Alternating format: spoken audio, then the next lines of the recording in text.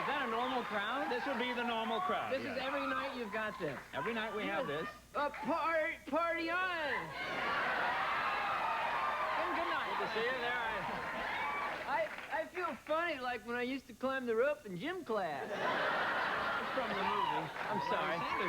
My chair is so far forward. I'm like, anyway, Jay, Anyway, you ready for this? I'm out of control. Okay. Good to see you. All right. Yeah, thank you know you. what I like about you? You wear the same thing to come over my house that you do to come on the show. And that's what I like. It's very casual. Just went through the closet today. People wouldn't realize I actually washed these clothes today and cleaned them and ironed them. Now I have them on, and they're just real cute tops. Well, that's my wife said. I always ask my wife before I leave, is this a nice thing to wear? And she goes, that's a cute top. And I said, honey, I wear a shirt. I don't wear a cute top. Yeah, that's the thing. You never see two drunken cowboys in a bar going, hell, you got a mighty cute top on today, bud. You just don't see it. Suddenly I'm Regis Philbin, and you don't see it. There's all these red... Freeforming. It's improv. It's wild. Oh, my God. There's a huge spittle thing came out. Sorry. You're doing fine. You relax. I'll get a travel iron out here. We'll take a break. Am I really And we'll be right back with Dana Carvey, ladies and gentlemen.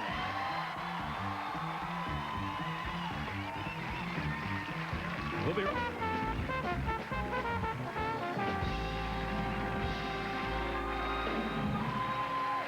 Welcome back. We're talking with Dana Carvey. This is such a great crowd. Because these people, now you guys have been at barbecues all weekend and stuff, right? Right. It's Labor Day and kind of loose. Yeah. They're a little toasty. Oh, yeah. Kidding. There's no jobs to go to tomorrow, right? Well, we're going to do something about that, Jay.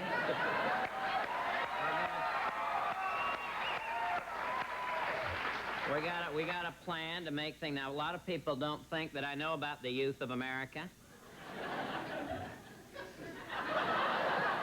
But listen, I know about your problems, your homework, your parents, and of course, acne. Whether to use Stridex medicated pads or Oxy-10, but you gotta ask yourself, what would you rather have, a few more pennies or a few less zits? You know what's funny, though? When I go to the comedy clubs, and I see that, the young comics and stuff doing Bush, they're doing you doing Bush. I don't even know who I'm doing, though, really. I mean, I like to abstract. I mean, George Bush doesn't go, not gonna do it, not gonna do it, gotta do it. That's why when people are starting to do you now. They're doing me? Well, yeah. Well, the basic Jay Leno is this basic thing like this, right? Now, well... But the fun of doing you is abstracting you. The fun and the joy. Right, the fun. My buttocks are tingling, my God. The fun of doing it. Well, I just goofed around. I thought if you abstract your voice, you would need an interpreter. So it's like, hi, Jay. Yeah, so I think, I could be... Well... Very clever. No! It's an abstraction. And you go, what did he say? And the interpreter goes, well, Jay says he likes your act, and he thinks you're a very good comedian. Yeah, I think it was, and I think it could be anything. I mean, it doesn't have anything to do with you. It's just no. Look, this is what I love about impressionists. They always say, when they meet the guy, they go, no, see, we really like you. We're having fun with you. And then you sneak in the club, and they're just hammering you. They're just hammering you. No, you think, I mean, everyone I've done has liked it. Right. Regis Philbin, he's doing me more than I'm doing me. Every time I do me, I'm doing him doing me. Well, didn't you go to the White House? Didn't you? I was in the White House with George and did you do him for him? Yeah, I was doing it with him. I go, how you doing, Mr. President?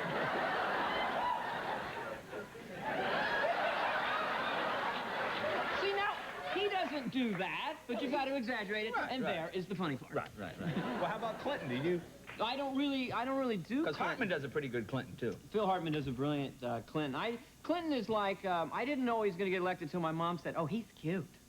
Oh, yeah. He's like Elvis. His nickname is Elvis. We're voting Elvis in for president, basically. I swear to God, I want a tax cut right now. Thank you. Has Elvis ever failed? No, when you, Thank you. My Bill Clinton. You were the first guy, I guess, to do the when you did the Perot, when he first ran, you did that silly underwear thing. Now, you heard from him. Didn't you hear from I Perot? heard from Ross Perot, and I really liked him. He called me up, and I miss having Ross Perot in the race because he had such a great personality for comedians. I mean, the guy, he has the personality of an ornery hardware store owner. You know what I mean? But in a friendly, you go, hey, excuse me, I'd like to buy a hammer. Well, here's the deal, see. Now, we got all kinds of hammers. Now, I don't know what kind of hammer you want. Let you tell me what kind of hammer you want. Now, you go down there, it says H-A-M-M-E-R. You get me a hammer. Because I can't deal with a hammer unless I can see it, taste it, feel it, touch it, eat it, and pass it through my lower intestine. That's it.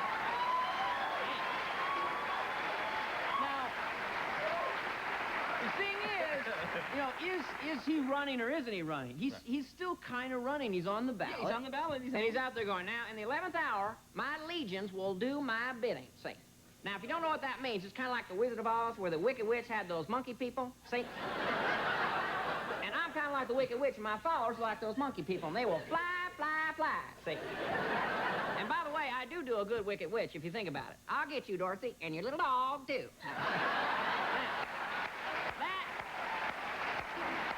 Wait, I have more. That is spot on perfect. I had the team of scientists test it, and that is spot on exactly like the Wicked Witch. I used to do a little work, but I'm not Fred Travelina here or anything, but I'm pretty active. You ever think, what if the Tin Man worked at a car wash, Jay? You ever think about that? I never thought about it, actually. Sorry, every comedian had a Wizard of Oz bit, and that was something about that. Anyway. Right. We'll find out some more about your personal life right after this. Right back. Dana Carvey, ladies and gentlemen.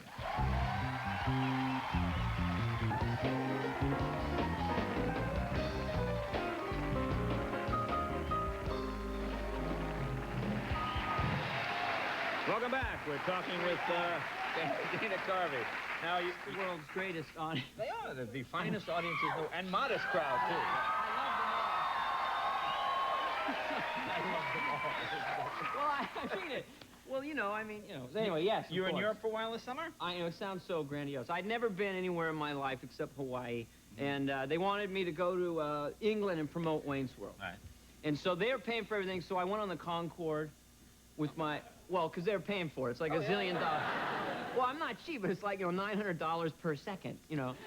And it's a British airway, and you're on this thing, and it says, we're now going to proceed to Mach 1.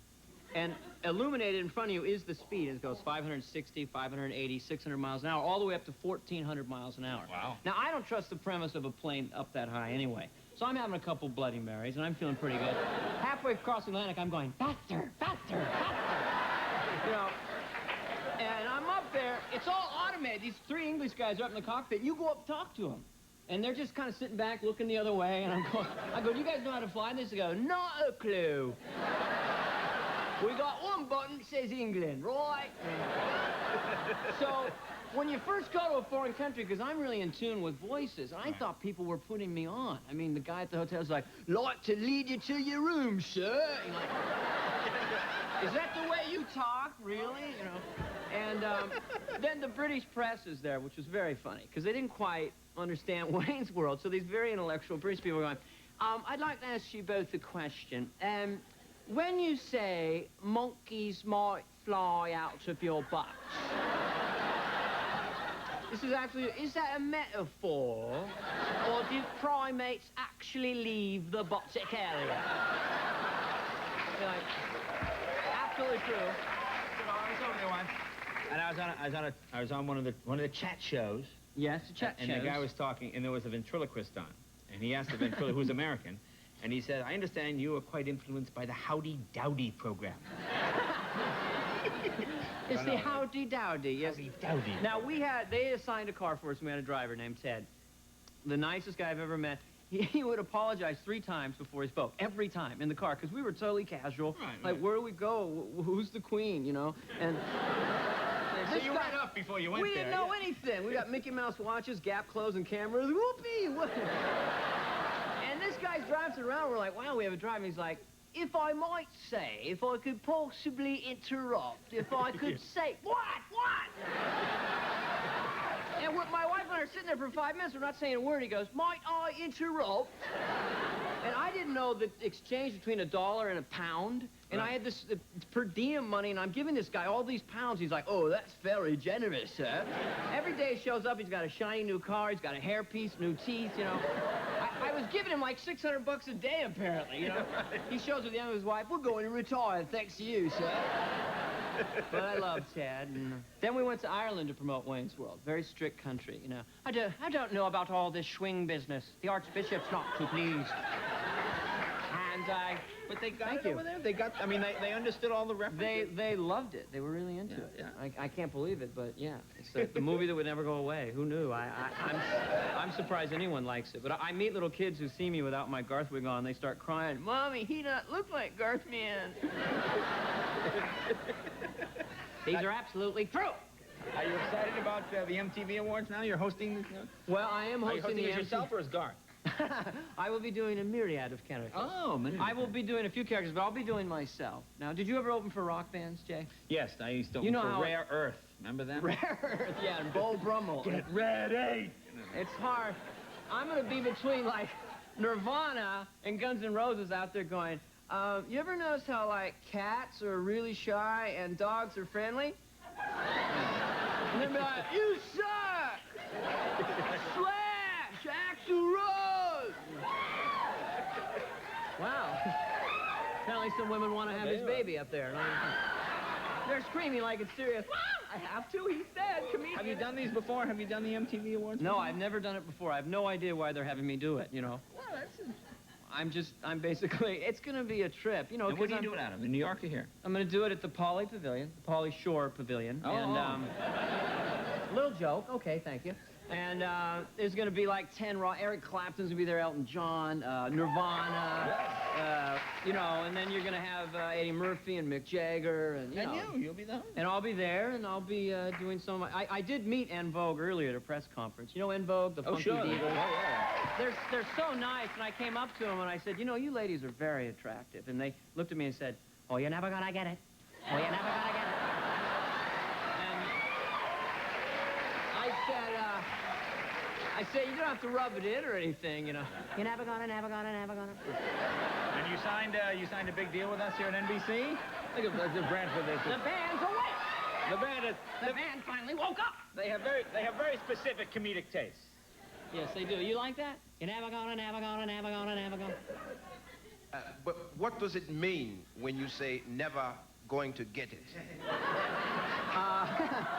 When you say never going to get it, is that like a metaphor? And like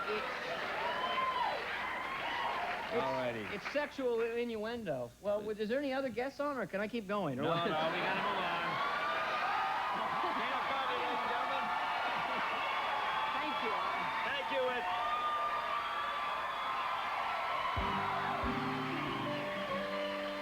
Alrighty.